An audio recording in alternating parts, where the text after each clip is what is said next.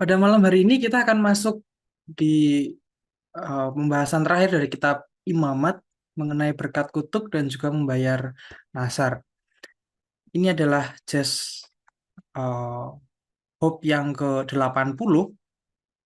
Jadi pas di pertemuan yang ke-80 ini kira-kira kita sudah melaksanakan Jazz itu selama 2 tahun dan kita menyelesaikan pada hari ini ya kita menyelesaikan kitab Imamat. Dengan mulai dengan doa terlebih dahulu. Dalam nama Bapa dan Putra dan Roh Kudus. Amin. Ke dalam perlindunganmu, kami bernaung, oh Santa Bunda Allah. Janganlah mengabaikan doa kami bila kami dirundung nestapa. Namun, bebaskanlah kami selalu dari mara bahaya, oh perawan mulia yang terpuji. Kemuliaan kepada Bapa dan Putra dan Roh Kudus, seperti pada permulaan sekarang seluruh sepanjang segala. Amin. Santa Perawan Maria, doakanlah kami. Amin. Dalam nama Bapa dan Putra dan Roh Kudus. Amin. Kita mulai dari bacaan Katekismus Gereja Katolik. Artikel yang ketiga mengenai kitab suci. Seluruh kitab suci adalah satu buku saja, dan buku yang satu ini adalah Kristus. Karena seluruh kitab ilahi ini berbicara tentang Kristus, dan seluruh kitab ilahi terpenuhi dalam Kristus. Kitab suci mengemban sabda Allah, dan karena diilhami, memang sungguh-sungguh sabda Allah. Allah adalah penyebab kitab suci yang mengilhami pengarang-pengarang manusia. Ia bekerja dalam mereka dan melalui mereka. Dengan demikian, ia menjamin bahwa buku-buku mereka mengajarkan kebenaran, keselamatan tanpa kekeliruan. Penafsiran buku-buku yang diilhami terutama harus memperhatikan apa yang hendak dikatakan Tuhan melalui penulis-penulis kudus demi keselamatan kita. Apa yang berasal dari roh hanya dapat dimengerti sepenuhnya oleh karya roh. Kita akan baca perikop mengenai berkat kutuk dan membayar nasar. Bab 26 sampai 27.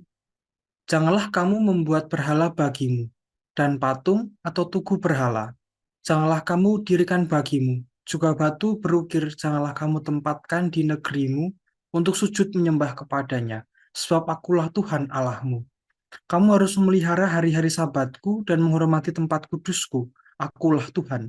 Jikalau kamu hidup menurut ketetapanku dan tetap berpegang pada perintahku serta melakukannya, maka aku akan memberi kamu hujan pada masanya, sehingga tanah itu memberi hasilnya, dan pohon-pohonan di ladangmu akan memberi buahnya.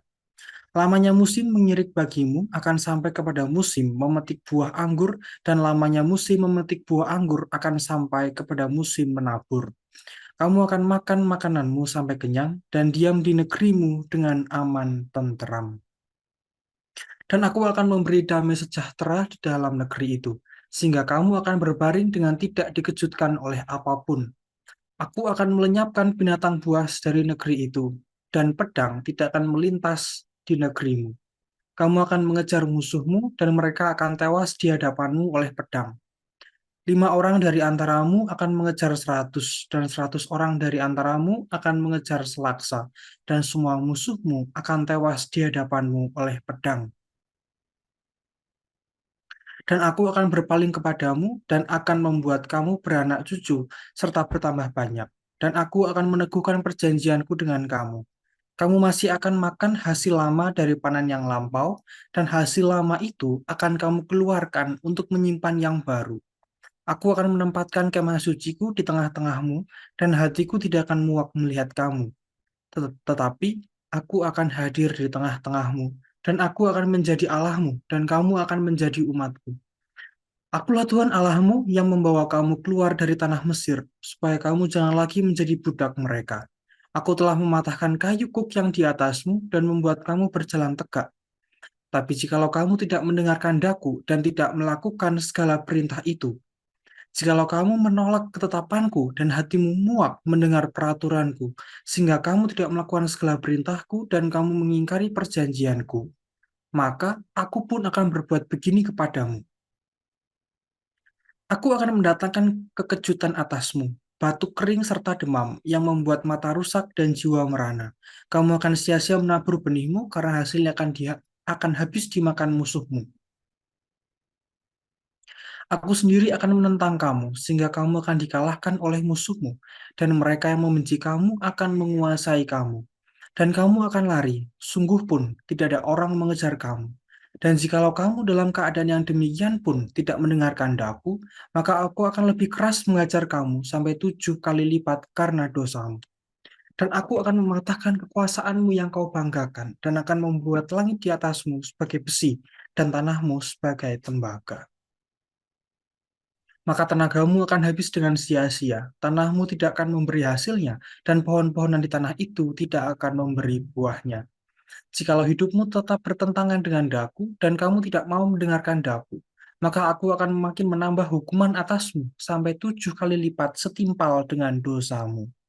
Aku akan melepaskan kepadamu binatang liar yang akan memusnahkan anak-anakmu dan yang akan melenyapkan ternakmu, serta membuat kamu menjadi sedikit sehingga jalan-jalanmu menjadi sunyi. Jikalau kamu dalam keadaan yang demikian pun tidak mau kuajar dan hidupmu tetap bertentangan dengan daku, maka aku pun akan bertindak melawan kamu dan aku sendiri akan menghukum kamu 7 kali lipat karena dosamu. Dan aku akan mendatangkan ke atasmu suatu pedang yang akan melakukan pembalasan oleh karena perjanjian itu. Bila kamu berkumpul kelak di kota-kotamu, maka aku akan melepas penyakit sampar ke tengah-tengahmu, dan kamu akan diserahkan ke dalam tangan musuh. Jika aku memusnahkan persediaan makananmu, maka 10 perempuan akan membakar roti di dalam satu pembakaran. Mereka akan mengembalikan rotimu menurut timbangan tertentu, dan kamu akan makan tetapi tidak menjadi kenyang. Dan jikalau kamu dalam keadaan yang demikian pun tidak mendengarkan daku, dan hidupmu tetap bertentangan dengan daku, maka aku pun akan bertindak keras melawan kamu, dan aku sendiri akan mengajar kamu 7 kali lipat karena dosamu. Dan kamu akan memakan daging anak-anakmu lelaki dan anak-anakmu perempuan. Dan bukit-bukit pengorbananmu akan kupunahkan, dan segala pendupaanmu akan kulenyapkan. Aku akan melemparkan bangkai-bangkaimu ke atas bangkai-bangkai berhalamu, dan hatiku akan muak melihat kamu. Kota-kotamu akan kubuat menjadi reruntuhan, dan tempat-tempat kudusmu akan kurusakkan, dan aku tidak mau lagi menghirup bau persembahanmu yang menyenangkan. Aku sendiri akan merusakkan negeri itu, sehingga musuhmu yang tinggal di situ akan tercengang karenanya. Tetapi kamu akan kuserahkan di antara bangsa-bangsa lain, dan aku akan menghunus pedang di belakang kamu, dan tanahmu akan menjadi tempat tandus, dan kota-kotamu akan menjadi reruntuhan. Pada waktu itulah tanah itu pulih dari dilalaikannya tahun-tahun sahabatnya, selama tanah itu tandus dan selama kamu tinggal di negeri musuh-musuhmu. Pada waktu itulah tanah itu akan menjalani sabatnya dan dipulihkan tahun-tahun sabat yang belum didapatnya.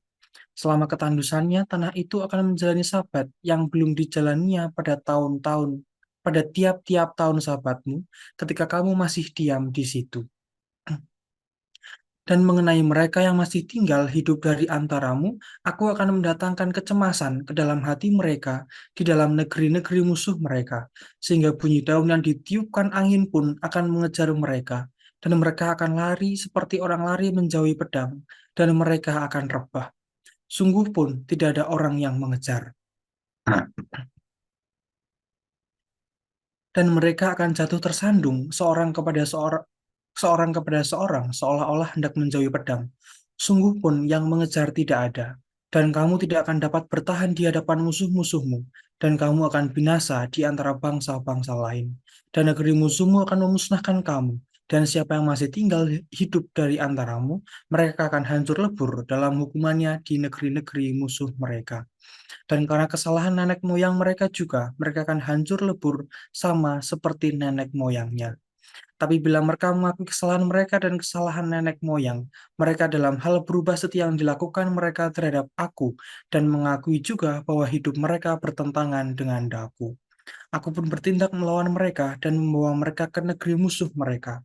Atau bila kemudian hati mereka yang tidak bersunat itu telah tunduk dan mereka telah membayar pulih kesalahan mereka, maka aku akan mengingat perjanjianku dengan Yakub, juga perjanjian dengan Ishak dan perjanjianku dengan Abraham.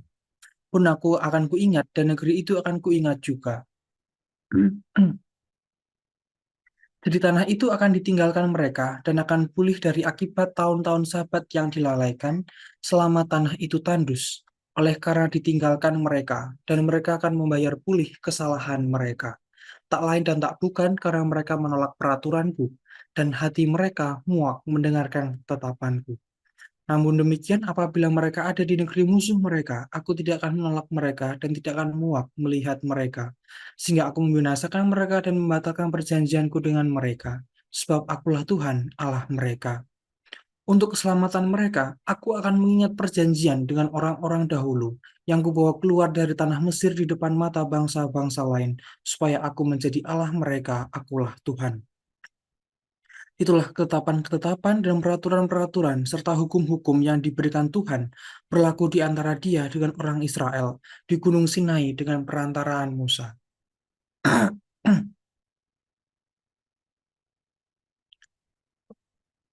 Tuhan berfirman kepada Musa, "Berbicaralah kepada orang Israel dan katakan kepada mereka, apabila seorang mengucapkan nazar khusus kepada Tuhan mengenai orang menurut penilaian yang berlaku untuk itu, maka tentang nilai bagi orang laki-laki dari yang berumur 20 tahun sampai yang berumur 60 tahun, nilai itu harus 50 sikal perak, ditimbang menurut sikal kudus.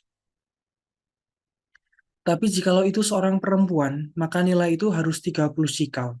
Jikalau itu mengenai seorang dari yang berumur 5 tahun sampai yang berumur 20 tahun, maka bagi laki-laki nilai itu harus 20 sikal dan bagi perempuan 10 sikal. Jikalau itu mengenai seorang dari yang berumur 1 bulan sampai yang berumur 5 tahun, maka bagi laki-laki nilai itu harus 5 sikal perak, dan bagi perempuan 3 sikal perak. Jikalau itu mengenai seorang yang berumur 60 tahun atau lebih, jikalau itu mengenai laki-laki, maka nilai itu harus 15 sikal dan bagi perempuan 10 sikal. Tapi jikalau orang itu terlalu miskin untuk membayar nilai itu, maka haruslah dihadapkannya orang yang dinasarkannya itu kepada imam, dan imam harus menilainya sesuai dengan kemampuan orang yang bernasar itu. Imam harus menentukan nilainya. Jikalau itu termasuk hewan yang boleh dipersembahkan sebagai persembahan kepada Tuhan, maka apapun daripada hewan itu yang dipersembahkan orang itu kepada Tuhan haruslah kudus. Janganlah ia menggantinya dan janganlah ia menukarnya yang baik dengan yang buruk atau yang buruk dengan yang baik. Jikalau ia menukar juga seekor hewan dengan seekor hewan lain, maka hewan itu maupun tukarnya haruslah kudus. Jikalau itu barang seekor dari antara hewan haram yang tidak boleh dipersembahkan sebagai persembahan kepada Tuhan, maka hewan itu harus dihadapkannya kepada imam, dan imam harus menetapkan nilainya menurut baik atau buruknya, dan seperti penilaian imam demikianlah jadinya. Dan jikalau orang itu mau menebusnya juga, ia harus menambahkan 1/5 kepada nilai itu. Apabila seorang menguduskan rumahnya sebagai persembahan kudus bagi Tuhan, maka imam harus menetapkan nilainya menurut baik atau buruknya. Dan seperti nilai yang ditetapkan imam, demikianlah harus dipegang teguh. Tapi jikalau orang yang menguduskan itu mau menebus rumahnya, maka ia harus menambah harganya dengan 1/5 dari uang nilainya, dan rumah itu menjadi kepunyakannya pula. Jikalau seseorang menguduskan sebagian dari ladang miliknya bagi Tuhan, maka nilainya haruslah sesuai dengan taburannya, yakni sehomer taburan benih jelai berharga 50 sikal perak. Jikalau ia menguduskan ladangnya mulai dari tahun Yobel, maka nilainya haruslah dipegang teguh. Tapi jikalau ia menguduskan ladangnya sesudah tahun Yobel, maka imam harus menghitung harganya bagi orang itu sesuai dengan tahun-tahun yang masih tinggal sampai kepada tahun Yobel, dan harga itu harus dikurangkan dari nilainya. Dan jikalau orang yang menguduskannya benar-benar mau menebus ladang itu, maka ia harus menambah harganya dengan 1/5 dari uang nilainya, dan ladang itu tetap dimilikinya. Tapi jikalau ia tidak menebus ladang itu, malahan ladang itu telah dijualnya kepada orang lain, maka tidak dapat ditebus lagi. Tetapi pada waktu bebas dalam tahun Yobel, ladang itu haruslah kudus bagi Tuhan, sama seperti ladang yang dikhususkan bagi Tuhan. Imamlah yang harus memilikinya.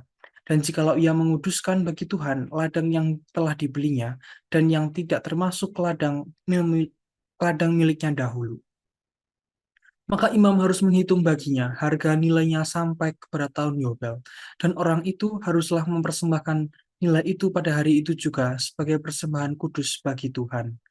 Dalam tahun Yobel, ladang itu harus dipulangkan kepada orang yang menjualnya kepadanya, yakni kepada orang yang mula-mulanya memiliki tanah itu, dan segala nilai harus menurut sikal kudus. Sikal itu harus 20 berat-beratnya. Akan tetapi anak sulung, yang sebagai anak sulung menjadi hak Tuhan dari antara hewan, tidak boleh dikuduskan oleh siapapun. Baik seekor lembu maupun seekor kambing atau domba, itu milik Tuhan. Tapi jikalau itu dari antara hewan yang haram, maka haruslah orang menebusnya menurut nilainya dengan menambah 1/5. Dan jikalau tidak ditebus, haruslah dijual menurut nilainya. Akan tetapi segala yang sudah dikuduskannya oleh seseorang bagi Tuhan dari segala miliknya, baik manusia atau hewan, maupun ladang miliknya, tidak boleh dijual dan tidak boleh ditebus. Karena segala yang dikhususkan adalah maha kudus bagi Tuhan. Setiap orang yang dikhususkan, yang harus ditumpas di antara manusia, tidak boleh ditebus, pastilah ia dihukum mati. Demikianlah juga segala persembahan persepuluhan dari tanah, baik dari hasil benih di tanah maupun dari buah pohon-pohonan, adalah milik Tuhan. Itulah persembahan kudus bagi Tuhan.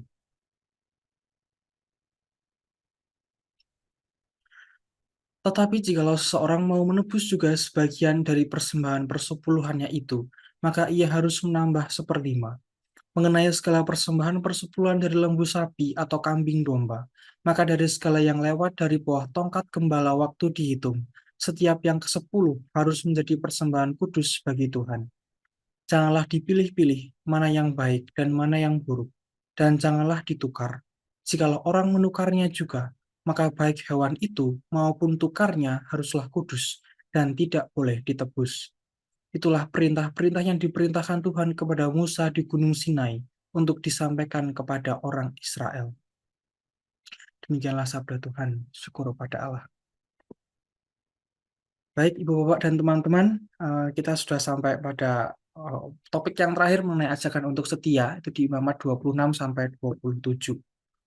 Silakan Ibu Bapak teman-teman eh, direfleksikan terlebih dahulu barangkali apa yang bisa kita pelajari mengenai berkat, mengenai kutuk, ataupun apa yang bisa kita pelajari mengenai membayar nasar. Boleh juga disaringkan yang lainnya atau mau memberikan kesaksian atau juga mau bertanya. Di topik kita hanya tiga ini ya, berkat, kutuk, dan juga membayar nasar. Silakan Ibu Bapak teman-teman, kita beri waktu 5 menit barangkali ya. Ya, saya sedikit aja Mas tentang ini. Tentang halo. Halo. Oh, dengeran? Dengar, monggo silakan. Ya, kedengeran? Dan Mas Kris. Oh, kirain nggak kedengeran. Iya, nggak, saya mempelajari yang tentang kutuk itu, yang saya tangkap itu emang ngeri juga ya kalau sampai Tuhan jadi musuh kita ya, tanda kutip. Jangan sampai kita ada di posisi yang jadi lawannya Tuhan gitu. Nah, akan habis berturut-turut gitu, kita mau pindah juga nggak dapat berkat, kita mencoba untuk nabur benih juga nggak ada hasilnya apa-apa gitu. Jadi ngeri banget kalau Tuhan jadi lawan kita gitu. Semoga nggak akan pernah terjadi ya. Dan ini kayak reward sama punishment ya, berarti ya, reward punishment dari kesetiaan sebagai orang yang beriman kepada Tuhan, harus memelihara sabat, memegang ketentuan-ketentuan yang Tuhan kasih, ya, peraturan-peraturan itu ya berat juga sih ya. Itu aja. Itu aja, Mas.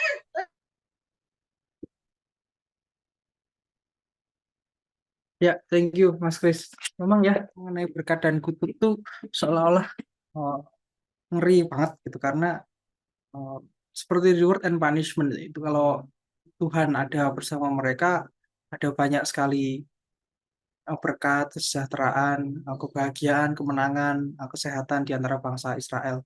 Dan kemudian seandainya salah satu perintah itu dilanggar, Tuhan memberikan kutuk berupa kebalikannya, tidak sehat, banyak penyakit, kekalahan dari musuh, dan kemudian ketidaksejahteraan, hasil panen dimakan oleh musuh gitu.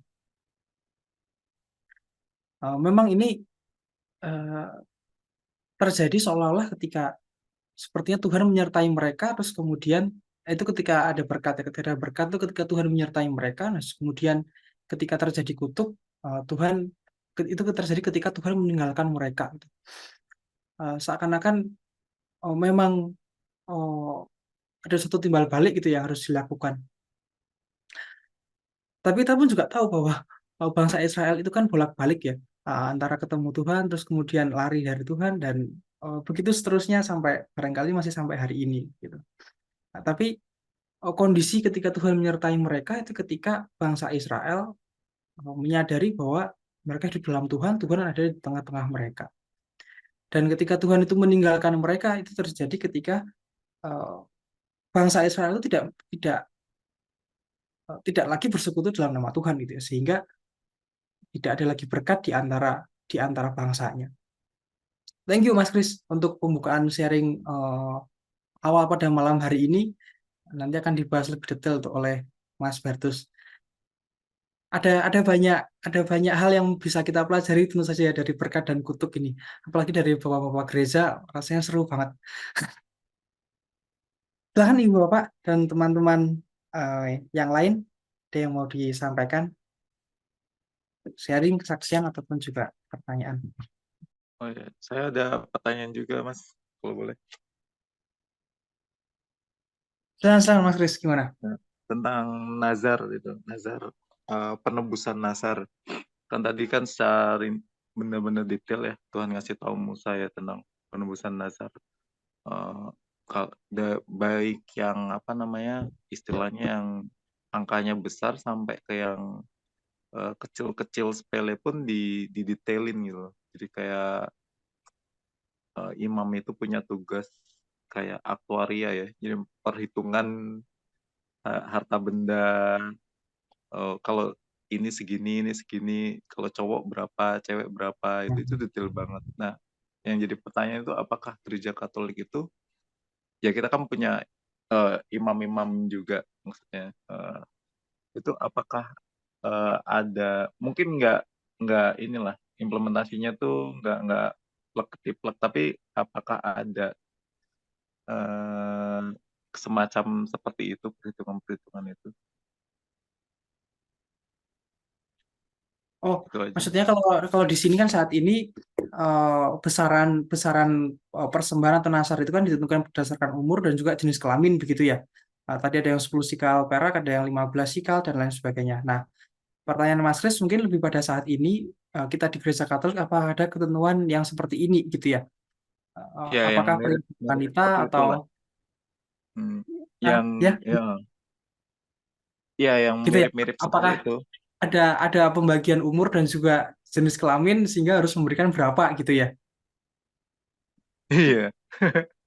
Nah, Atau ada nggak ada ya? gini nggak? Ada Kenapa Mas Kris? konsep penebusan nazar? Kalau nggak gini aja pertanyaannya, apakah ada konsep penebusan nazar di gereja Katolik? Apakah ada konsep penebusan nasar di Gereja Katolik? Nah, mungkin coba bantu Coach Jos. Terus mungkin Oh, mungkin Mas Bertus. terus Oke. ini ya, terus menambahkan lagi ya. Jadi mengenai bahwa apakah dalam gereja Katolik ada konsep mengenai membayar nazar ya. Nah, dalam gereja Katolik sebenarnya masih tersisa. Konsep itu masih ada, masih tersisa. Kalau misal ya, saya coba kita misal buka, kalau saya nggak salah ya, seperti doa novena 3 kali Salam Maria. Nah, kali Salam Maria. Nah, di novena tersebut itu ada tulisan novena 3 kali Salam Maria atau novena yang lainnya, saya juga lupa. Cuman ada tulisan bahwa kalau misalnya uh, seseorang doanya terkabulkan karena orang tersebut telah berdoa novena lalu keinginannya terkabulkan, maka orang itu sangat disarankan, mungkin hampir bilang wajib juga ya, cuma sangat disarankan untuk menyampaikan itu saat misa. Kan saat misa kan pasti pastor menyampaikan intensi kan. Intensi itu kalau kita dengar bukan hanya sekedar permohonan doa, mohon doa ulang tahun atau mohon doa meninggalnya saudara ini 40 tahun yang lalu atau mohon doa apa, itu bukan hanya itu, tapi juga pastor membacakan syukur atas terkabulnya doa, lolos dalam tes pekerjaan melalui doa novena 3 kali Salam Maria, itu kan pasti ada, karena itu sangat disarankan. Jadi ketika doa kita dikabulkan melalui doa novena itu, kita sangat disarankan. Itu bentuknya kan nazar sebenarnya. Begitu. Cuman nazar itu dan di dalam intensi itu, nah itu juga sering kali, hampir selalu ada persembahan juga yang dikasih. Jadi bukan hanya kita nitip intensi saja ke pastor, tapi hampir selalu ada persembahan dikasih. Itu mungkin bentuk konsep dari persembahan nazar kira-kira begitu. Nah, kemudian juga kalau lihat di flyer ini, ya teman-teman Bapak Ibu ya, nanti mungkin Leo akan menjelaskan lebih detail lagi gitu. Nah, di flyer ini, kalau Bapak Ibu lihat aneh nih mungkin ya.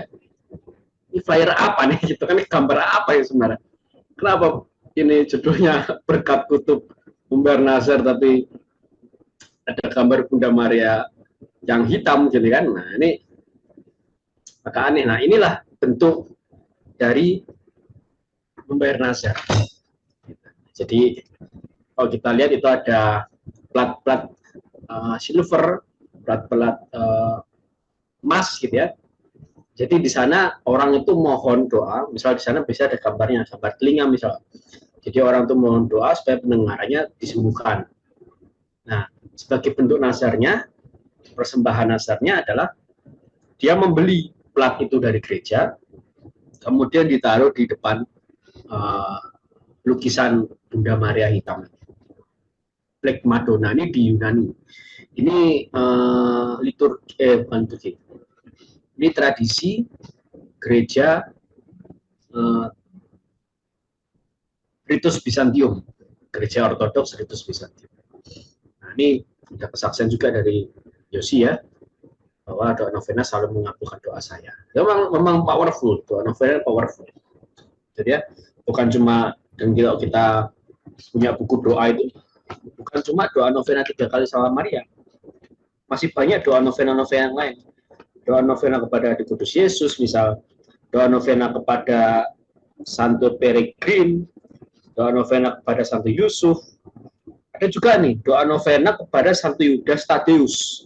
Itu doa novena untuk hal-hal yang mendesak, bahkan seperti tidak ada jalan keluar. Nah, itu doa novena kepada Santo Yudas Tadeus, itu rasul. Di Injil ditulis Yudas yang bukan Iskariot. Nah, itu Yudas Tadeus. Ini juga powerful. Nah, itu luar biasa. Nah, itu kalau nanti terkabul doa itu, maka sangat disarankan, sangat saya sarankan nanti datang ke gereja, amplop yang isinya juga di dalamnya ada syukur atas terkabul doa novena, dan juga kita memberikan persembahan ke gereja, ini disampaikan ke pastor. Menembus langit ya, nah, luar biasa. Memang ini jalan tol. Luar biasa sekali emang. Karena doa novena itu sebenarnya, nah ini sedikit ya, sejarahnya itu dari para rasul sendiri. Sejarah pertama doa novena itu dari kisah rasul. Dari kisah para rasul, kita nanti teman-teman bisa silakan baca. Ketika para rasul itu menanti-nantikan Roh Kudus, di sanalah mereka berdoa novena. Jadi doa novena itu warisan langsung dari para rasul. Maka itu powerful sekali. Nah, begitu kira-kira. Nah, mungkin dari Jos atau Leo mungkin kalau mau menambahkan silakan. Oke, mungkin kalau dari saya terkait Black Madonna itu eh ada satu orang ya yang seorang santo ya, Ignatius dari Loyola, pendiri dari Serikat Yesus. Dulu ketika kecil, dia tuh kan sering dipanggil Inigo karena dia seorang tentara sebetulnya ya. Seorang tentara di kerajaan kerajaan Spanyol. Dia tidak mengenal Tuhan, tapi dia mengenal perang. Dia sangat jago sekali dalam berperang. Nah, suatu ketika dia tuh berperang di kota Pamplona, kakinya itu terkena meriam, ya, sehingga dia tuh mengalami pincang. Nah, dalam masa pincang-pincangnya itu tidak ada seorang pun yang bisa menemani dia. Saudaranya, barangkali pacarnya, orang di kerajaan, tidak ada seorang pun yang mampu menghibur dia. Sebab kegagahan dia sebagai seorang ksatria itu sudah hilang ketika dia tidak lagi bisa bertempur, tidak lagi bisa berperang.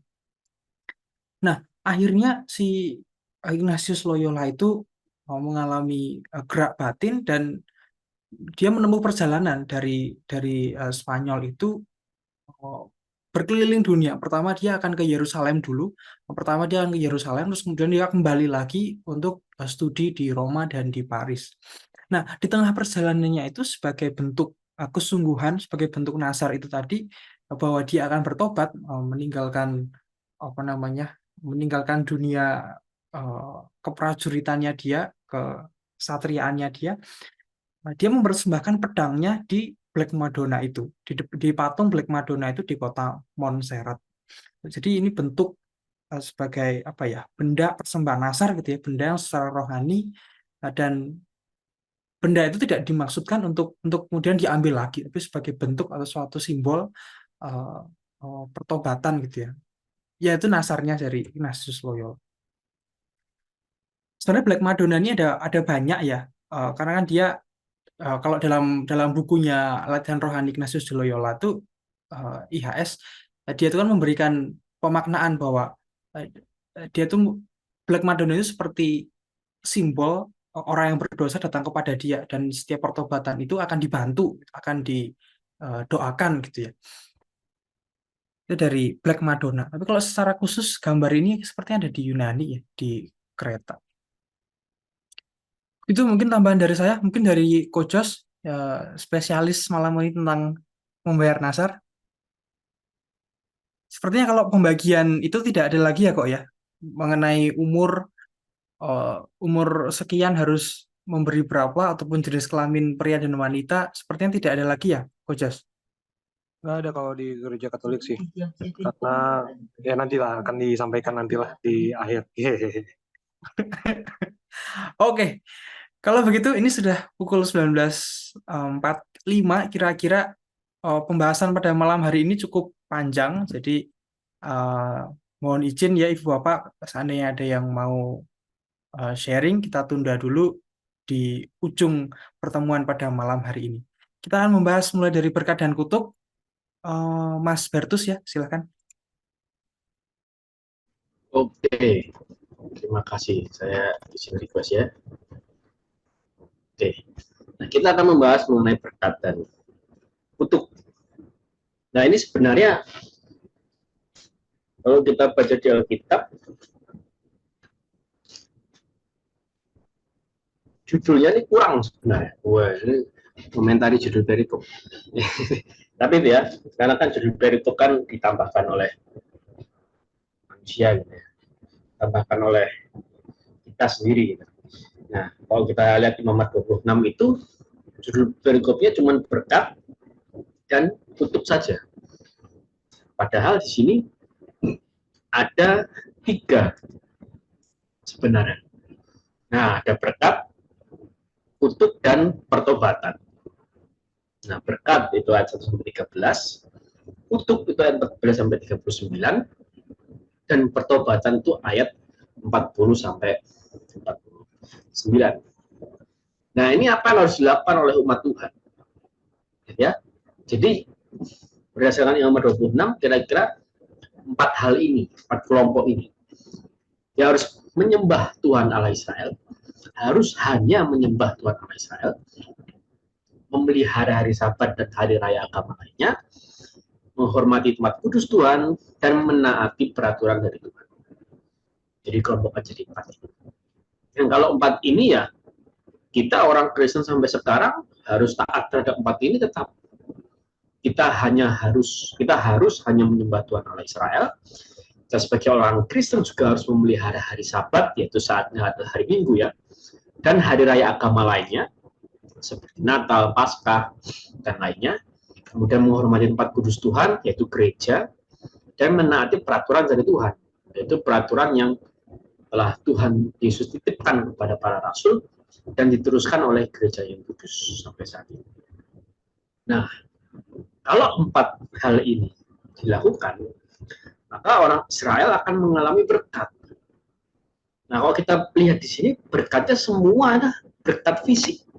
Hampir semua itu berkat fisik. Yang nyata fisiknya. Kesejahteraan bangsa ini fisiknya adalah ada damai. Ada perdamaian, tidak diserang musuh maksudnya.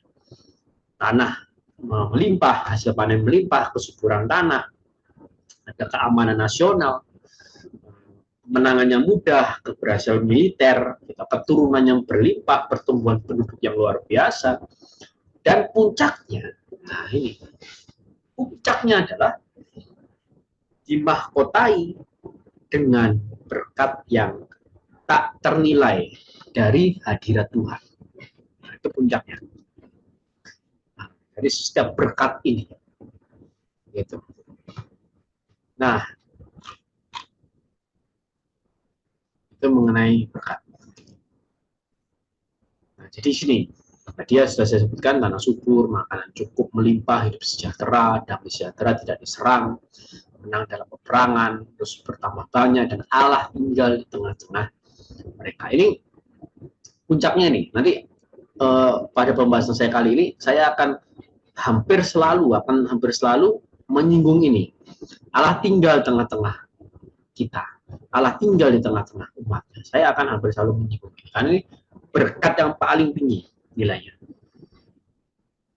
Nah, kutuknya juga sesuatu yang fisik. Tapi kalau kita baca detail, kutuknya ini itu bertahap. Jadi tahap pertama itu ayat 14 sampai 17, tahap kedua itu ayat 18 sampai 20, tahap ketiga itu ayat 21 sampai 22, tahap keempat itu ayat 23 sampai 26, dan tahap kelima itu ayat 27 sampai 39. Jadi seperti ini, seperti wabah penyakit, gagal panen, kelaparan, serangan binatang buas, kematian anak-anak, kehancuran tempat ibadah, keadaan militer, ada kanibalisme, pembuangan, sebagainya macam itu tidak terjadi semua tiba-tiba, tapi bertahap. Nah, tahapnya seperti apa? Seperti ini. Tahap pertama adalah hanya penyakit dan kalah perang. Tapi hasil panen masih banyak. Keturunan masih banyak. Gitu ya. Masih aman sebenarnya. Hanya kalah perang saja, tapi nggak sampai hancur. Tapi kalau umat Israel, ya disampaikan nanti di ayat 18 ya, kalau umat Israel tetap tidak taat, maka selanjutnya apa? Kekeringan. Itu.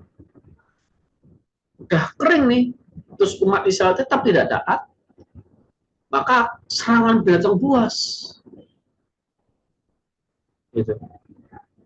Terus masih nggak taat, kalah perang, bahkan sampai penyakit tak tersembuhkan dan kelaparan. Masih nggak taat, nah ini ultimate-nya.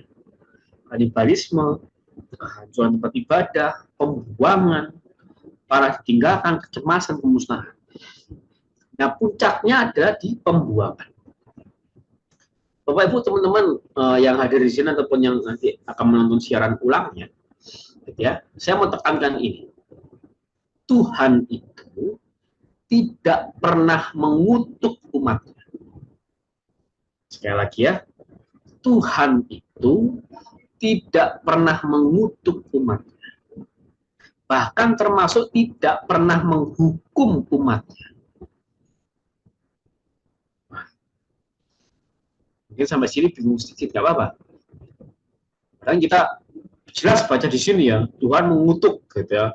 Akan kudatangkan penyakit, akan kudatangkan kekeringan, akan kudatangkan kekalahan perang gitu ya.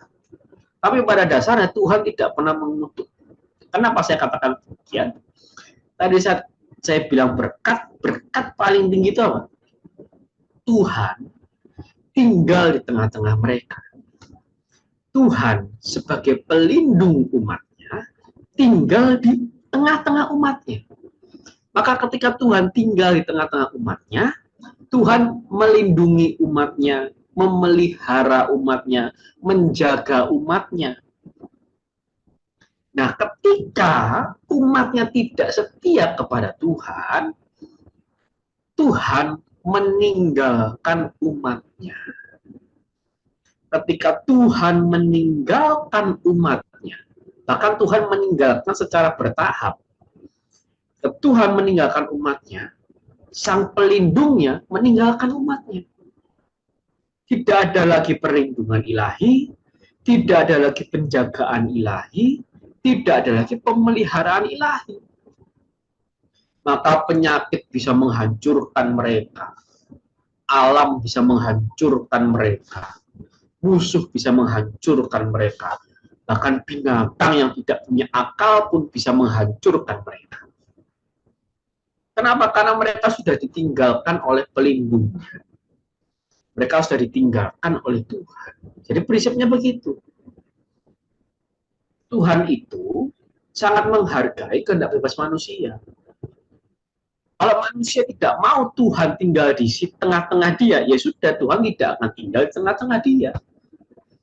Kalau manusia mau dengan sungguh-sungguh Tuhan tinggal di tengah-tengahnya, maka Tuhan pasti tinggal di tengah-tengahnya.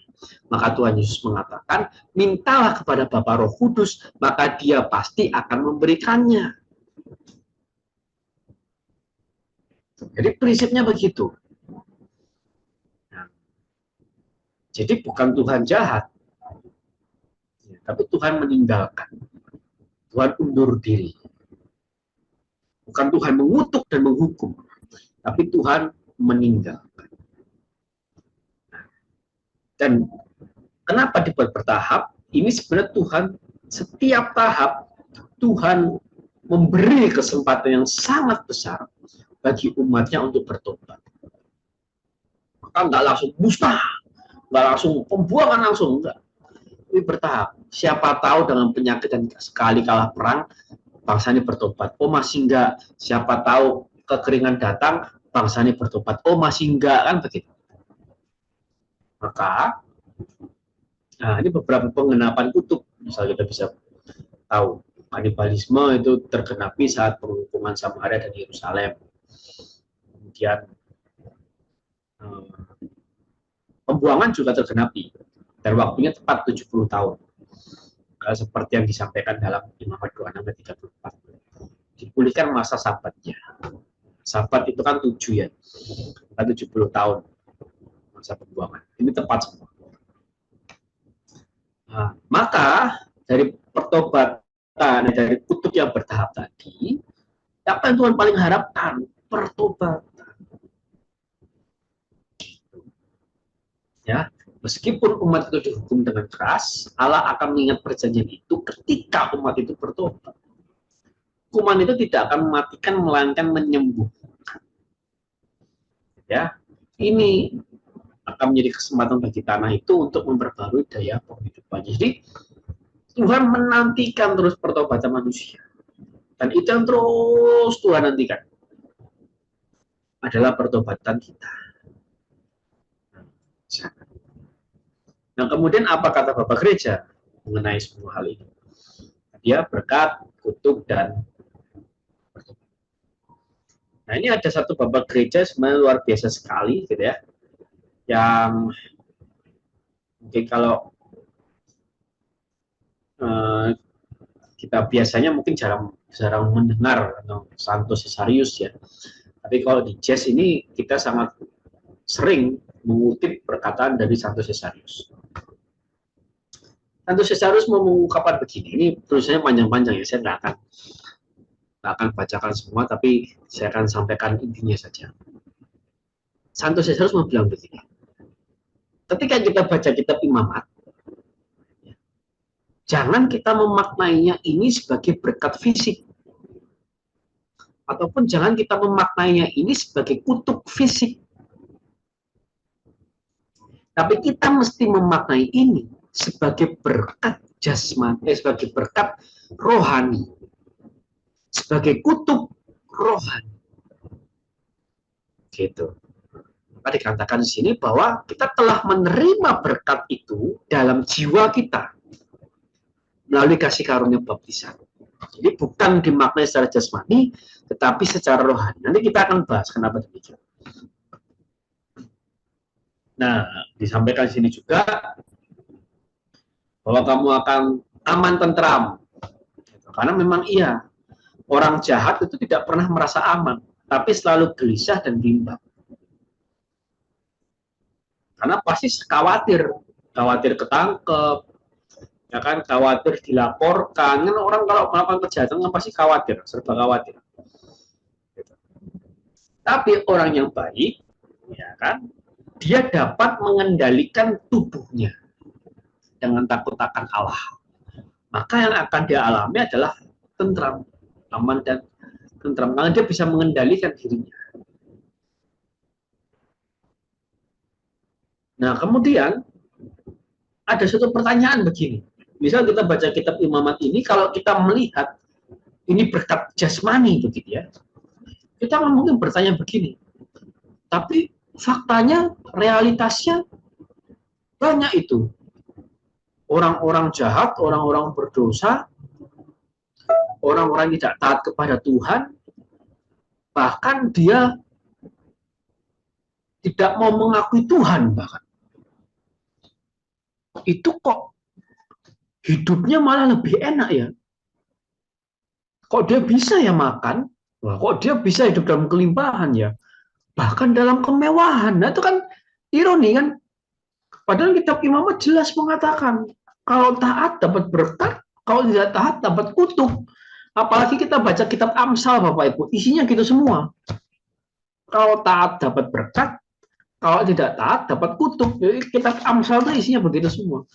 Tapi realitasnya kan tidak. Gitu.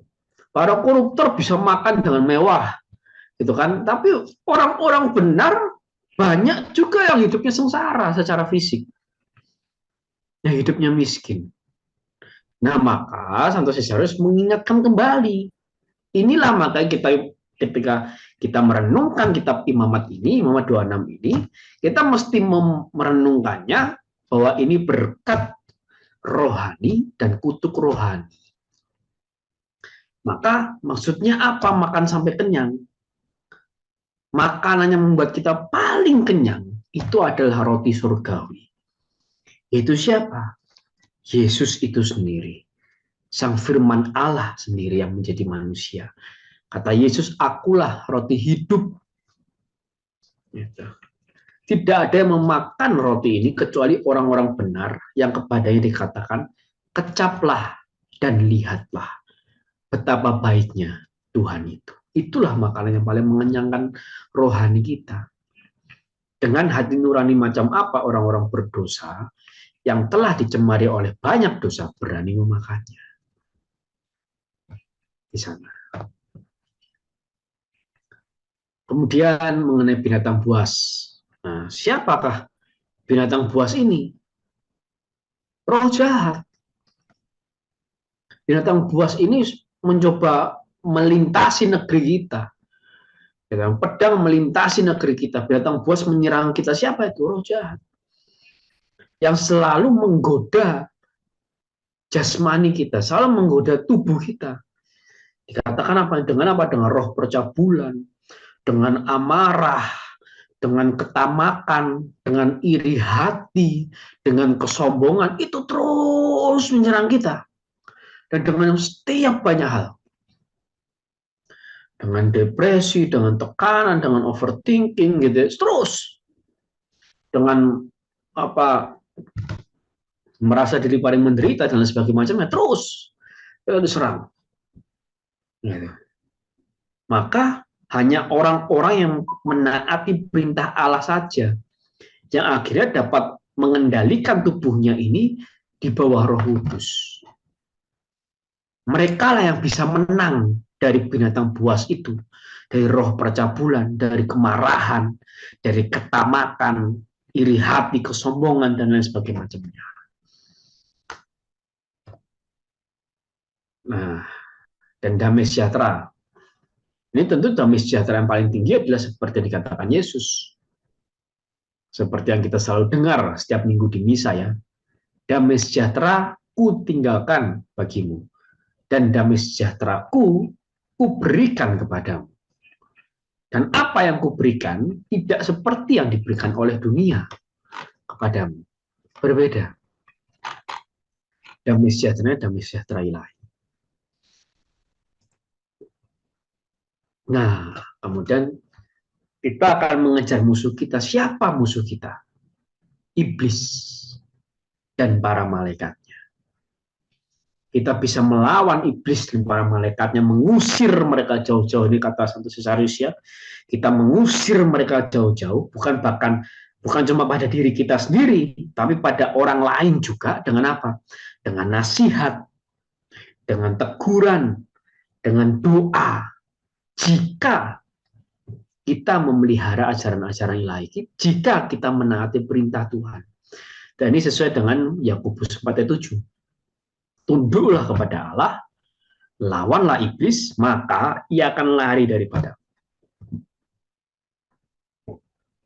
Nah, kemudian yang terakhir ini puncaknya. Puncak berkat adalah Tuhan akan hadir di tengah-tengah kita. Santo Agustinus menggambarkan ini dengan apa? Allah itu sumber dari segala kepuasan. Lebih dari yang didambakan oleh hati manapun. Allah akan menjadi penyempurnaan dari semua keinginan kita. Karena semua akan berbagi dalam kehidupan kekal. Jadi inilah sebenarnya surga, Bapak Ibu. Berkat terbesar apalagi kalau bukan kita bersama-sama dengan Allah di surga. Maka dulu pernah saya sampaikan, definisi surga yang pasti itu satu.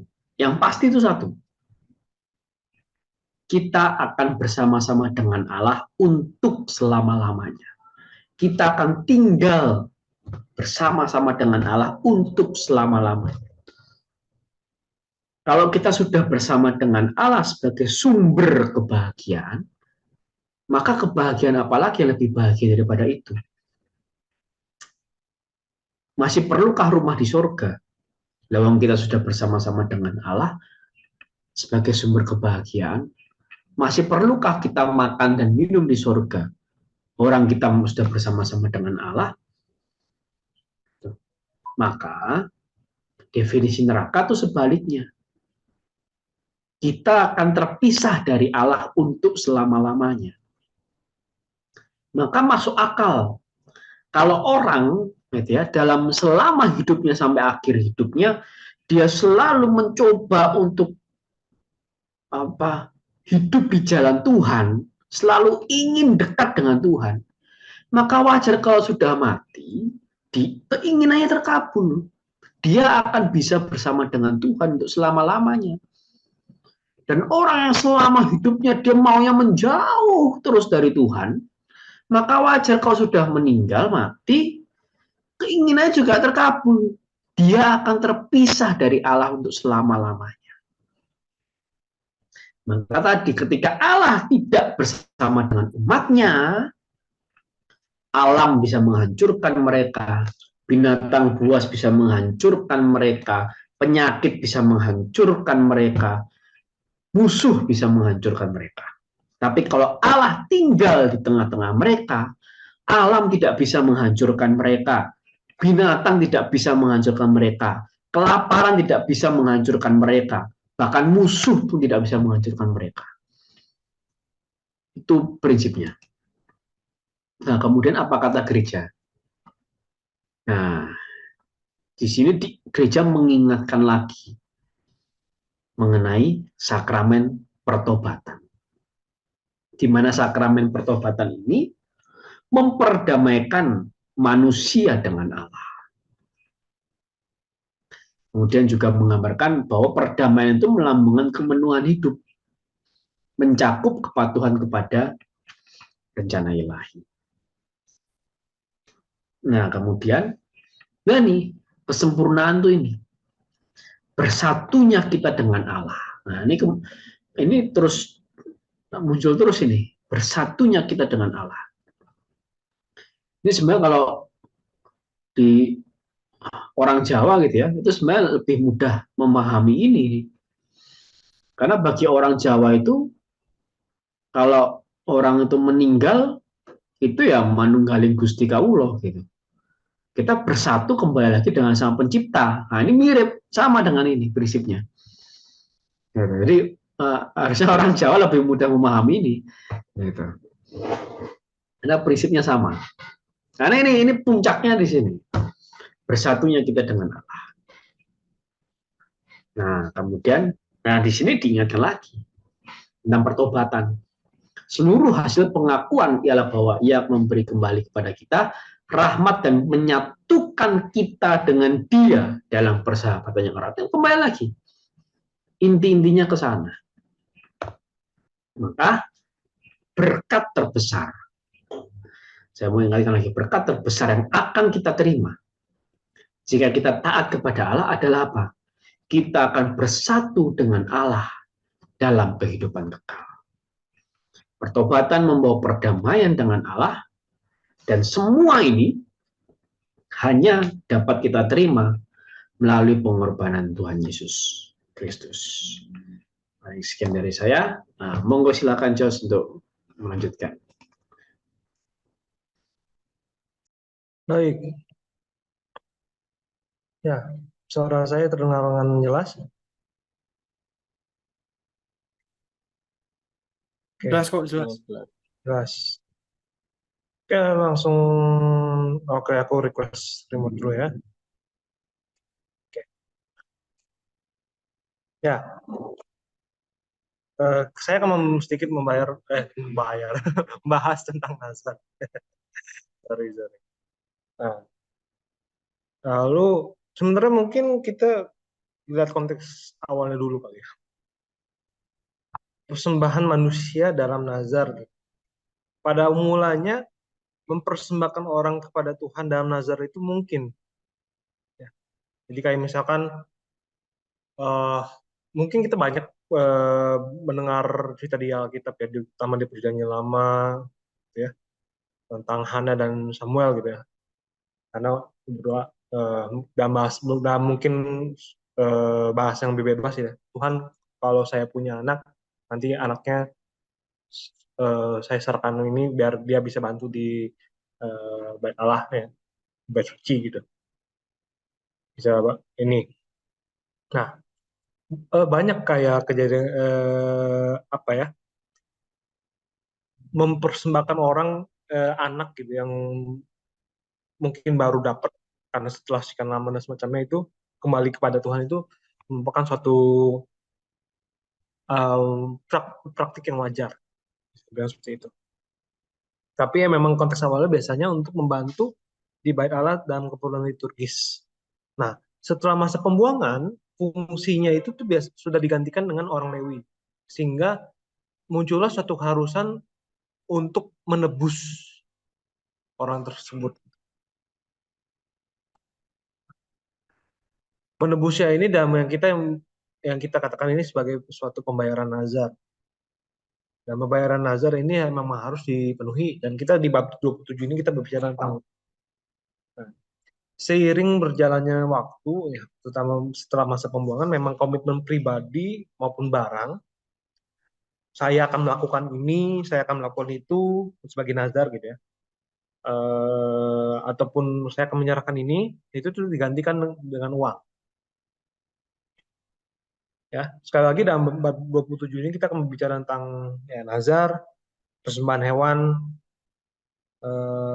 masalah tanah, pembayaran, dan kewajiban untuk memberikan saya mungkin tidak akan terlalu banyak ya, karena memang setelah saya pun masih ada bahasan lagi. Pembahasan saya sendiri akan terdiri dari, pembahasan mengenai bab 27 ini akan terdiri dari 3 bagian. Penjelasan mengenai nazar janji, dedikasi, atau persembahan kudus bagi Tuhan, dan penjelasan hal ini. Nazar itu tuh apa? Nazar itu adalah suatu janji yang diucapkan seseorang sesuai dengan kondisi. Jadi bukan sesuatu yang pasti kita akan ngapain tuh, bukan. Kita kita tentunya punya niatan, itu bisa jadi kita eh, berjanji akan melakukan sesuatu jika Tuhan mengabulkan eh, permintaan kita gitu. Dan ini banyak di kejadian, di hakim-hakim, di Samuel, bahkan disebutkan dalam Mazmur pun juga ada. Dan umumnya ini eh, pembayarannya itu berupa persembahan, dan nazar ini harus dipenuhi. Oke. Nah, kita berbicara dulu tentang pembayaran nazar. Ayat 2-8 ini dia berbicara tentang pembayaran nazar yang melibatkan manusia tapi dalam bentuk shikal perak. Nah, makanya tadi kan lihat laki-laki usia produktif gitu ya, istilahnya harganya itu berapa, anak-anak berapa, orang tua ya laki-laki perempuan apa berapa. Semuanya bergantung dengan peran administratif dan ekonomis dari orang dengan berbagai umur dan gender dalam masyarakat Israel. Dan tentu saja ada keringanan untuk orang miskin. Lalu gimana kalau misalkan pembayaran nazarnya itu yang dalam bentuk hewannya gitu, ya. Ada pembedaan terhadap binatang yang layak dan tidak layak untuk dipersembahkan. Nah, dan yang sudah dipersembahkan ini tidak boleh ditukar kecuali yang layak ditukar lagi dengan yang layak lainnya. Nah, nilai tebusannya ini, nilai pembayaran nazar ini, itu tidak perlu ditambahkan nilai lagi kalau misalkan itu hewannya kudus, atau layak untuk dipersembahkan.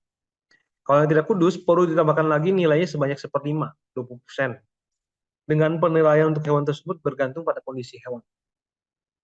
Jadi memang tidak ada nilai tetap.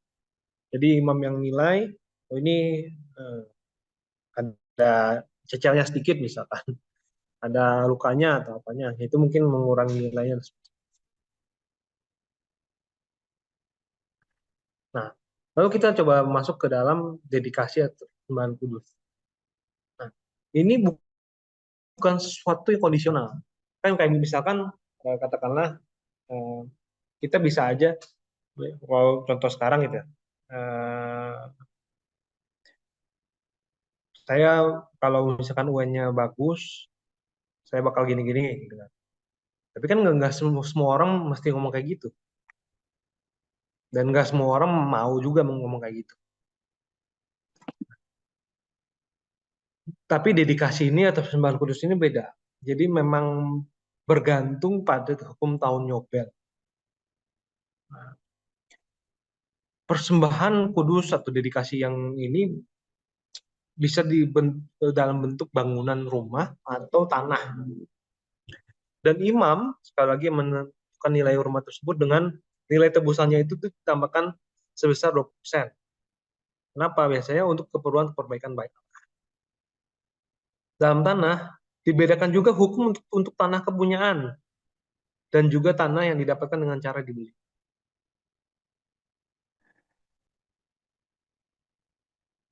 Ada juga pengudusan, kalau pengudusan tanahnya itu cuma sebagian saja, nilai tebusannya itu akan diukur dengan seberapa banyak bagian tanah yang mampu ditaburkan 1 homer benih jelai. 1 homer ini tuh kalau dalam bentuk sikal perak gitu ya, sikal kudus ya, sikal perak ini dia jumlahnya 50 sikal perak. Dan di ayat 25 sudah dinyatakan secara jelas patokannya untuk sikal kudus 20 gera. Nah, penilaiannya itu segimana sih sebenarnya? Penilaiannya itu sebenarnya dilakukan berdasarkan hasil panen. Nah, kudusannya itu kan sifatnya sementara. Nah, nilainya itu pun juga dinilai penuhnya pas awal tahun Yobel. Kalau misalnya dikuduskannya itu setelah tahun Yobel, atau mungkin dekat-dekat sebelum tahun Yobel, kan diukurnya itu berdasarkan sisa-sisanya, sisa tahun sebelum tahun Yobel. Nah, tanah tersebut dapat ditebus dengan membayar harga tanah 20 tambah 20% sebelum tahun Yobel. Jika tanah ladang tersebut tidak ditebus bahkan dijual kepada orang lain, maka orang tersebut tidak dapat menebusnya. Pada tahun Yobel, tanah itu menjadi hak imam dan digunakan hanya untuk Tuhan. Jadi tidak akan digunakan buat dicangkul lagi, dipacul lagi, dan apa gitu semua, tapi semuanya untuk keperluan liturgis ibadat, yaitu keperluan Tuhan. Lalu bagaimana kalau tanahnya itu bukan tanah warisan, bukan tanah kepunyaan? Kalau tanah yang dibeli, nah tanah tersebut dihargai dengan sisa tahun menuju tahun Yobel, dan pembayaran dilakukan saat itu juga. Pada tahun Yobel nanti akan dikembalikan pada pemilik aslinya karena pemilik aslinya itu tidak mendedikasikan tanah itu sendiri. Jangan lupa bahwa ketika kita beli pada konteks budaya pada saat itu ya, kita beli tanah gitu ya. Itu tuh kita bukan kayak sekarang kita punya sertifikat hak milik ya gitu ataupun hak guna bangunan gitu, bukan. Memang ketika orang tersebut mempersembahkan atau mendedikasikan tanah tersebut, itu sejatinya bukan punya dia, tapi punya orang lain. Karena prinsipnya seseorang itu tidak bisa mendedikasikan apa yang bukan milik. Seseorang itu tidak bisa mempersembahkan yang apa yang memang bukan menjadi miliknya. Makanya tanahnya tersebut, instead of dia bisa ditebus lagi dan semacamnya gitu, tanah itu tuh akan dikembalikan lagi ke pemilik asli. Nah, kalau kita bicara juga tadi ada yang namanya anak sulung hewan. Anak sulung hewan dan manusia itu semua milik Tuhan. Tidak bisa dipersembahkan, tidak boleh dijual dan itu. Hewan yang tidak haram dapat dijadikan korban. Hewan yang haram karena jenisnya haram, misalkan kayak kuda gitu ya. Kuda dalam artian tidak bisa dipersembahkan gitu ya. Kuda, unta dan semacamnya, ataupun dia domba tapi kondisinya tidak layak gitu ya. Jadi haram. Itu tuh bisa ditebus ataupun dijual oleh para imam. Hewan tersebut tuh ditebusnya lagi itu dengan uang, kecuali dalam kasus-kasus tertentu. Misalkan kalau di waktu itu di Kuaran, anak sulung keledai itu ditebus dengan mempersembahkan domba. Nah, lalu tadi kita juga mendengar juga tentang kata dikhususkan. Dikhususkan bagi Tuhan. Bagaimana ya maksudnya? Dikhususkan bagi Tuhan berarti tidak dapat dijual dan ditebus oleh siapapun. Biasanya digunakan dalam konteks perang. Nah, lalu apa dikhususkan untuk dihukum mati? Dikhususkan itu dikhususkan yang untuk ditumpas. Dan dia tidak bisa dilarikan dengan cara ditebus ataupun dijual. Jadi bukan misalkan kayak kita ketemu musuh. Ini dalam konteks Israel ya. Konteks Israel pada zaman itu ya. Kita ketemu musuh. Kita ketemu orang apa ya, orang Amalek ya, misalkan yang ditumpas gitu ya. Atau apa gitu. Kita tuh tidak bisa kayak, oh supaya dia selamat ya udah kita beli aja. Ya udah kita tebus aja. Itu tuh nggak ada. Kalau Tuhan sudah mengatakan bahwa orang tersebut harus ditumpas, ya memang harus ditumpas.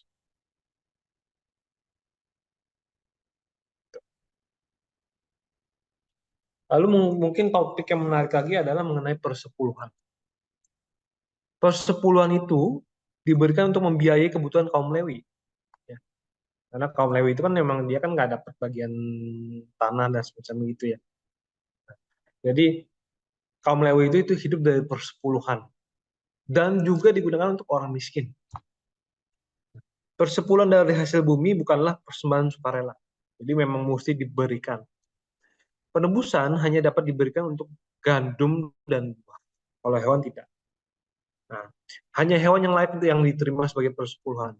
Dan itu tadi dipilih dari setiap segala yang lewat tongkat gembala setiap yang ke-10. Jadi bukan kita ngelihat, oh ini satu, inilah satu, ini satu, yang penting jumlahnya 1/10-nya kawanan gitu. Enggak.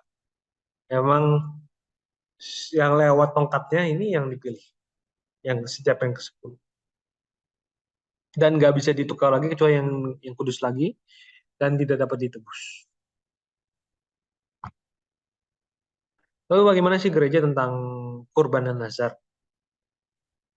Kurban yang benar adalah setiap karya yang dikerjakan untuk mengikuti Allah dalam persekutuan kudus. Ya, jadi memang semuanya itu bukti penyembahan dan terima kasih permohonan dan persekutuan dengan Dia. Dan dikatakan juga bahwa eh, kegiatan kurban tulus itu ia menjadi ungkapan sikap kurban batin. Kurban sembahyang pada Allah ialah jiwa yang hancur. Ya. Dan di ayat yang lain juga diomong juga, hati yang remuk redam tidak akan kau pandang hina ya. Yang ku kehendaki bukanlah korban bakaran, ya, tapi ini hati, ya, sikap hatinya. Kurban sempurna satu-satunya ialah kurban yang dibawa oleh Yesus disalib dalam penyerahan diri sepenuhnya kepada kasih Bapa dan demi keselamatan kita. Dan kita mempersatukan hidup kita sebagai persembahan. Dan seorang Kristen dan ya dan khususnya seorang Katolik lagi ya, itu tuh diminta untuk mengucapkan janji kepada Allah dalam berbagai kesempatan, entah mungkin jadi biarawan-biarawati gitu, ataupun nikah dan semacamnya. Semua kita mengucapkan janji, kaul dan semacamnya. Dengan memenuhi janji yang telah dibuat kepada Allah, terbuktilah penghormatan yang harus diberikan kepada keagungan Allah dan kasih kepada Allah yang sama. Dan kaul, ya, ada satu tindakan penyerahan diri yang dengannya warga Kristen menyerahkan diri kepada Allah atau menjanjikan satu perbuatan baik kepadanya.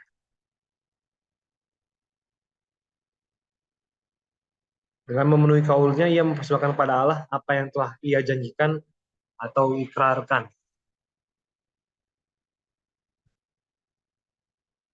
Jadi pada intinya memang akhirnya sikap batin untuk menyerahkan diri kita kepada Allah.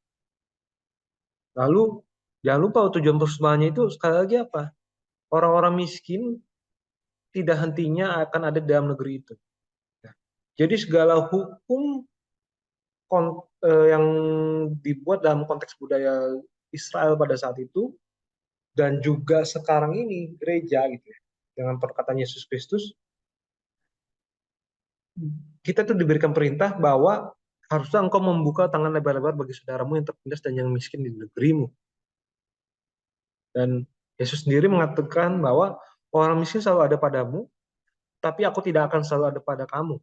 Dengan itu ia mengajak kita untuk melihat kehadirannya di dalam saudaranya para miskin. Pada akhirnya kembali lagi semuanya itu menyatukan diri kita, hidup kita dengan Allah.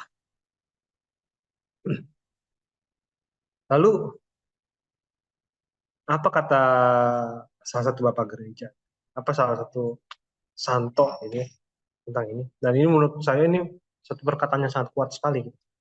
Apa yang diperintahkan oleh hukum itu tidaklah melebihi apa yang diperintahkan oleh Tuhan. Ya. Hukum Taurat memerintahkan pemberian persepuluhan, tetapi penebus kita memerintahkan bahwa semua yang mau mengikuti jalan kesempurnaan haruslah memberikan segalanya. Jadi bukan 1/10, bukan ditambah 20%, tapi seluruhnya. Dan itu pada banget ya. Dan maksudnya akhirnya memang bukan masalah kita memberikan sebagian apa gitu, tapi apakah sikap batin kita seluruhnya tertuju pada Allah. Sikap batin yang kemudian nanti akan mewujud juga melalui tindakan kita kepada Allah dan juga kepada sesama. Lalu kita dapatkan bahwa sikap batin dalam melakukan pembayaran nazar dan persembahan harusnya mengarah pada penghormatan dan kasih terhadap Allah serta pertolongan pada sesama. Sebagai pengikut Kristus, kita dituntut untuk memberikan segala-galanya kepada Kristus. Lalu ini meskipun review yang muncul sekarang, tapi masih ada satu lagi ya guys. Jadi jangan jangan jangan langsung ditutup ininya ya. Ataupun kalau mungkin yang nonton di YouTube jangan langsung tutup videonya ya. Nah, lalu berkat dan kutuk, berkat terbesar yang akan kita terima jika kita taat kepada Allah adalah bersatu dengan Allah dalam kehidupan kekal. Pertobatan membawa perdamaian dengan Allah. Semua ini hanya dapat kita terima melalui pengorbanan Tuhan Yesus Kristus. Lalu mengenai pembayar nazar, sikap batin dalam melakukan pembayaran nazar dan persembahan haruslah mengarah pada penghormatan dan kasih terhadap Allah serta pertolongan pada sesama. Sebagai pengikut Kristus, kita dituntut untuk memberikan segala-galanya pada Kristus. Nah, sudah selesai yang kitab Imamat. Puji Tuhan ya. Sekarang tapi masih ada kitab yang lainnya. Silakan terus dikembalikan. Oke, Pak Profesor, terima kasih Pak Jos. Ya, saya menyampaikan sedikit ya. Semoga nanti kita masih ada waktu untuk saling sharing dan tanya jawab. Nah, kalau kita sudah di akhir kitab Imamat ya, jadi sudah puji Tuhan kita sudah melalui kitab Imamat dengan luar biasa karena kasih karunia Tuhan. Nah, maka selanjutnya kita akan masuk ke kitab Bilangan.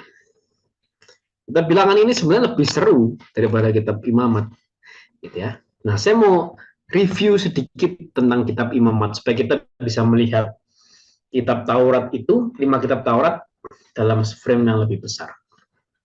Nah, kitab Imamat itu menjawab permasalahan di dalam kitab Keluaran, pasal 40, pasal terakhir, di mana bangsa Israel sudah membangun kemah suci, Musa sebagai mandornya, dan kita bisa bilang Musa manusia tersuci saat itu gitu di antara bangsa Israel, karena hanya dia yang bisa mendengarkan firman Tuhan.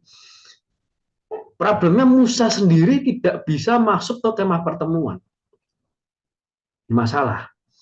Kenapa begitu? Karena Tuhan yang kudus, yang tinggal di tengah-tengah bangsa Israel, tidak dapat dihampiri oleh manusia yang hina atau najis. Maka, permasalahan ini dijawab dengan kitab Imamat. Caranya gimana? Manusia yang hina atau najis itu harus dikuduskan dan mengikuti semua peraturan dari Tuhan di dalam kitab Imamat. Nah, kalau kita lihat, inilah kira harus mengikuti peraturan-peraturan ini. Ritual-ritual yang ada mengenai para imam sebagai wakil umat, tentang kemurnian, dan puncaknya adalah Hari Raya Pendamaian atau Yom Kippur, dan ditutup dengan ajakan setia, yang kita telah pelajari tadi.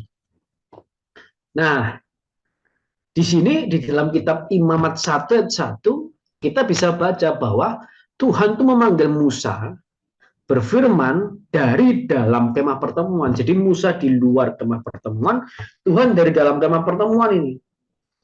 Gitu. Tuhan teriak seperti itu ya. Kayak Tuhan teriak ke Musa karena Musa di luar kemah pertemuan. Jadi masalah Musa tidak dapat dimasuki kemah pertemuan dijawab melalui kitab Imamat. Buktinya apa? Apakah berhasil kitab Imamat nih? Jangan-jangan gagal gitu kan. Tetapi buktinya di sini berhasil. Karena kita lihat Bilangan 1 ayat 1 dikatakan apa? Saya tampilkan versi terjemahan bahasa Indonesia masa kini ya. Tuhan berbicara kepada Musa di dalam kemah Tuhan. Jadi Tuhan sama Musa sudah di dalam kemah pertemuan. Jadi Musa bicara face to face, kita bisa dibilang. Di dalam kemah pertemuan akhirnya melalui kitab Imamat Musa bisa masuk ke kemah Tuhan. Dan nanti bukan hanya Musa, para imam, khususnya imam agung, akan masuk ke Tuang Maha Kudus, di mana Tuhan sendiri bertahta di sana. Nah, jadi kitab Imamat dalam hal ini berhasil. Nanti kita akan baca di Bilangan 1:1. Ya, jadi permasalahan kitab Keluaran dijawab di kitab Imamat, dan kitab Imamat di kitab Bilangan menunjukkan keberhasilan kitab Imamat. Nah, kitab Bilangan ini kita terjemahkan sebenarnya dari bahasa Yunani ya, itu adalah aritmoi, gitu ya. Maka dalam Vulgata numeri kan aritmoi, aritmatika, ya, aritmoi, aritmatika.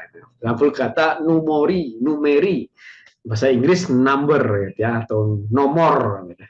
Dalam bahasa Indonesia bilangan. Tapi sebenarnya di dalam bahasa Ibrani ya, itu bahasa aslinya sebenarnya bemidbar, yang artinya di padang gurun. Karena memang iya. Jadi kisah kitab Bilangan itu mayoritas isinya adalah sejarah perjalanan bangsa Israel dari Gunung Sinai ke tepi Sungai Yordan. Isinya itu. Jadi sebenarnya ini lebih seru daripada kitab Imamat. Gitu. Cuman orang terkecoh aja sama judulnya. Kita Bilangan, waduh tentang angka nih. Padahal sensusnya cuma 2 pasal, itu pasal 1 dan pasal 26, begitu saja sebenarnya. Tapi isinya seru, tentang perjalanan bangsa Israel ini seru banget. Gitu ya, seru sekali. 40 tahun di padang gurun itu seperti ini. Dan kenapa harus 40 tahun? Itu juga ini terjawab di kitab Bilangan. Padahal tinggal lompat sampai loh, cuma beberapa hari aja dari Gunung Sinai ke tanah Kanaan itu.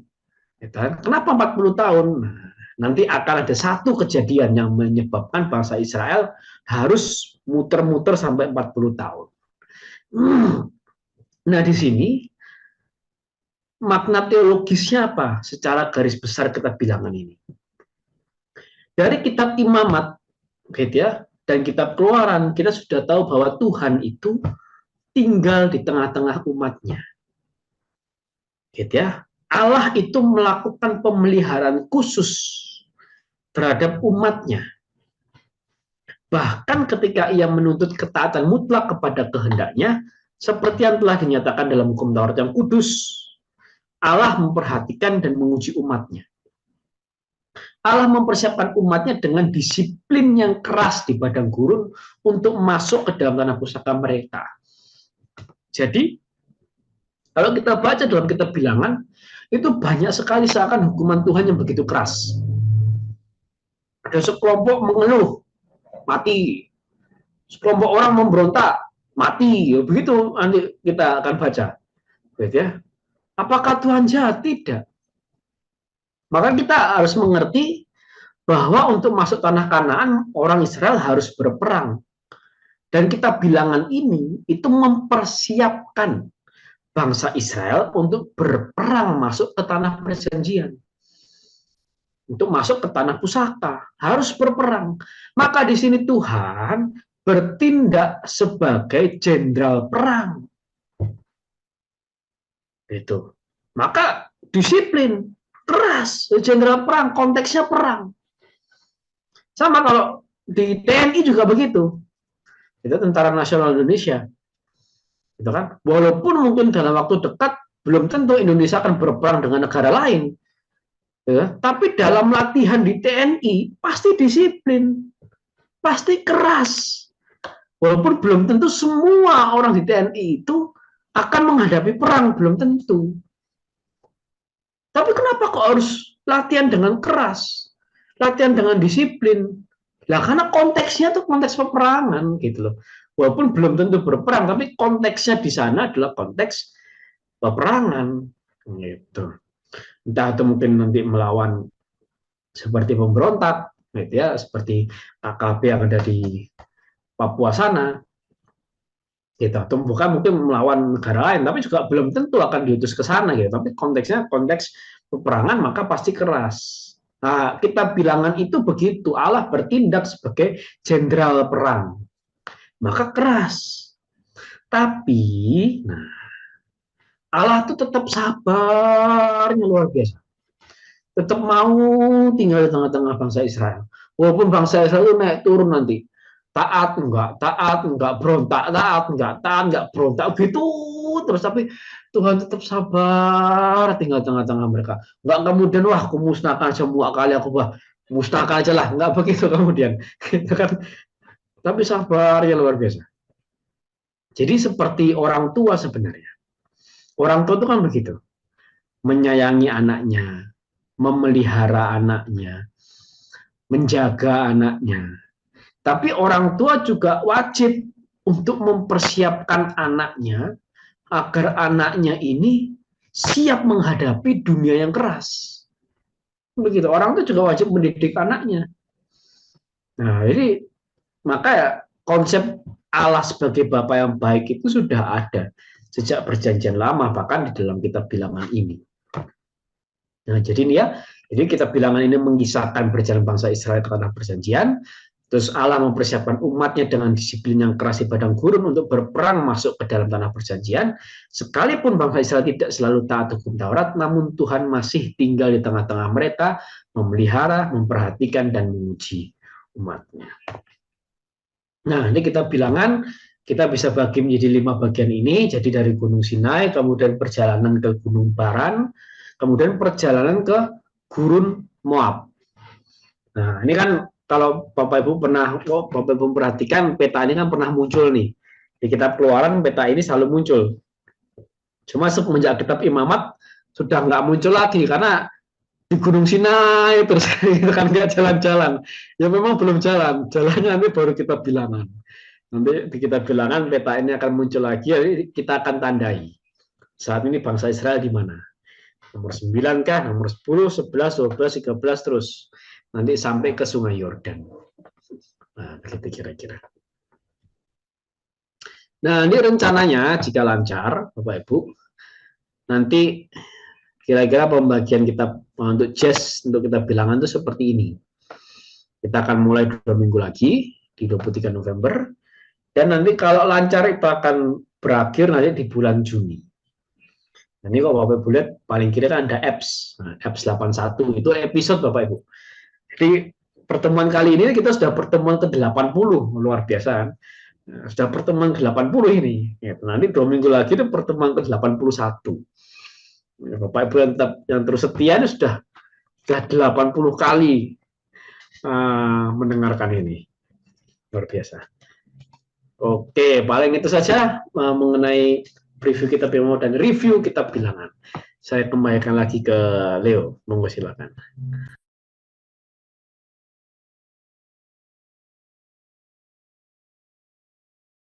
Oke, terima kasih Kak Bertus dan Coach Josh untuk materinya pada malam hari ini mengenai berkat dan kutuk dan juga membayar nasar. Dan kita sudah mendengar tadi dari uh, uh, Mas Bertus mengenai review ya terkait dengan kitab Imamat, menjawab sebuah permasalahan yang besar yang disisakan di kitab Keluaran, terus kemudian kita akan melanjutkan nanti di 2 minggu lagi di kitab Bilangan. Nah, silakan dari Ibu Bapak dan teman-teman untuk terakhir ini mengenai kitab Imamat, adakah pertanyaan, tambahan, ataupun juga sebuah kesaksian barangkali Jazz ini membawa satu perubahan dalam hidup Ibu Bapak dan teman-teman, barangkali kan gitu ya. Silakan Ibu Bapak teman-teman. Oke, mungkin minggu depan kali ya baru ada sharingnya di kitab Bilangan. Tertutup pertemuan pada malam hari ini ya. Ini kontak kami di YouTube House of Praise Bandung, Instagram @house.of.praise. Pengumuman besok Selasa kita ada persekutuan doa offline. Tanggal 23 November kita ada jazz online bilangan, pembukaan kitab bilangan mengenai sensus dan juga tempat perkemahannya. Baik Ibu Bapak teman-teman, mari kita tutup pertemuan jazz pada malam hari ini dengan doa. Dalam nama Bapa dan Putra dan Roh Kudus. Amin. O Santo Yohanes Paulus, dari jendela surga, anugerahilah kami berkat-Mu. Berkatilah gerejamu yang sangat Engkau cintai ini. Layani, bimbinglah, dan tuntunlah dengan berani gerejamu yang sedang bersiarah di dunia ini, agar mampu mewartakan nama Yesus serta mendekatkan semua orang kepada Yesus. Berkatilah juga kaum muda yang adalah dambaan terbesar-Mu. Bantulah mereka agar memiliki mimpi dan keinginan yang besar untuk menemukan cahaya yang dapat menerangi jalan kehidupan mereka di dunia ini. Sudilah kiranya Engkau memberkati juga setiap keluarga yang ada di dunia ini. Engkau telah mengingatkan kami tentang serangan iblis terhadap kekuatan cahaya ilahi dari Allah yang dianugerahkannya ke dunia ini. Semoga dengan doamu, Engkau dapat melindungi semua keluarga dimanapun. Berdoalah bagi perdamaian seluruh dunia, terutama bagi mereka yang saat ini masih diliputi ketegangan, peperangan, dan ketidakadilan. Engkau dikenal sebagai sosok yang selalu menyerukan perdamaian. Engkau mengatasi perang dengan melakukan dialog dan menanamkan benih-benih cinta. Maka doakanlah kami agar tidak takut dan tak kenal untuk menjadi penabur perdamaian. Santo Yohanes Paulus dari jendela surga, tempat kami melihatmu di sebelah bunda kami Maria. Kirimkanlah berkat Tuhan kepada kami semua. Amin.